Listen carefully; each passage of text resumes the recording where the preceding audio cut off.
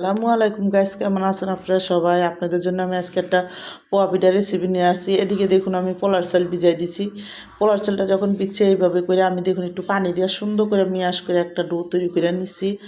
আর ডোটা দেখুন অনেক ভালো মিয়াস করছি। তারপর ডোটা যখন তৈরি হয়েছে এখানে আমি ব্লেন্ডার থেকে ডাইলা দিয়া আমি কিন্তু দেখুন ওই ব্লেন্ডারটা ধোয়া দিয়ে এখানে একটু পানি দিছি। আর আমি কিন্তু এখানে একবার যেই ইয়াটা দিছি ওইখান থেকে আমি আরেকটু ঘুরিয়ে এখানে লইতেছি, মানে আরেকটু চালের গুঁড়া লইতেছি একটু বেশি করে। আর আমি কিন্তু এখানে 1.5 কাপ ময়দাও দিয়ে দিছি। চালের গুঁড়া আমার ব্লেন্ডারে করা আছে এখানে আধা কেজি চালের গুঁড়ার জন্য আমি কিন্তু একটা ইয়া দিয়া 1.5 কাপ ইয়া দিছি। তারপরে কিন্তু আমি দেখুন এখানে স্বাদ মতো লবণ দিয়া দিছি, অল্প 2 চামচ চিনি দিছি, আর এখানে গুঁড়া দুধ দিছি, আর স্বাদ মতন একটু লবণ দিছি।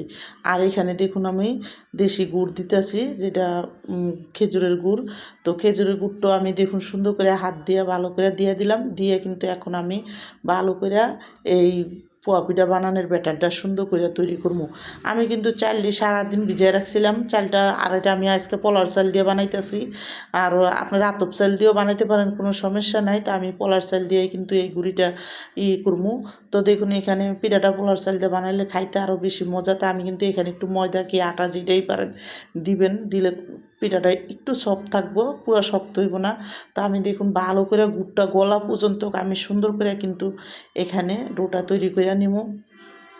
আর ডোটা দেখুন ভালো মতন যখন তৈরি হয়ে গেছে আমি ফ্রাই প্যানের ভিতরে তেল দিছি। তেল দিয়ে কিন্তু তেলটা যখন হালকা মিডিয়াম গরম হয়েছে তারপরে কিন্তু আমি দেখুন এক এক করে পিঠাটি দিয়ে দেবো। আর পিঠাটা দিয়ে সুন্দর করে দেখুন একটু উপরে হালকা হালকা করে তেল দিব, যাতে তেলটা ঢুকলে সুন্দর করে পিঠাটা ফুলে যায়। তো আমার পিঠাটি কিন্তু সবই ফুলছে। আমি কিন্তু দেখুন এইভাবে করে তারপরে প্রতিটা পিঠা বানাবো। তা আমার এই পোয়া পিঠার রেসিপিটা যাদের পছন্দ তারা লাইক সাবস্ক্রাইব দিন, প্লিজ আমার ভিডিওটা বেশি বেশি শেয়ার করে দিন আর সাবস্ক্রাইব করে দিন। আর এইভাবে একবার হলেও পোয়া পিঠা বানাই খেয়ে দেখেন, অনেকই মজা লাগবে।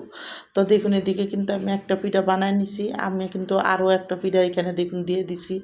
দিয়ে কিন্তু সুন্দর করে আমি আবার এরকম করে করে কিন্তু উপরে দেওয়া তেল দিলাম। আপনাদের সুবিধার জন্য আমি দেখাই দিতে আসছি। তো আমি কিন্তু এইভাবে করে দিছি। আমি কিন্তু হালকা একটু নারকেলও দিছি এই পিঠাটাতে। এই জন্য কিন্তু দেখুন পিঠাটা কিন্তু ফুললে তারপর আবার ইয়ে হয়ে যাইতেছিল।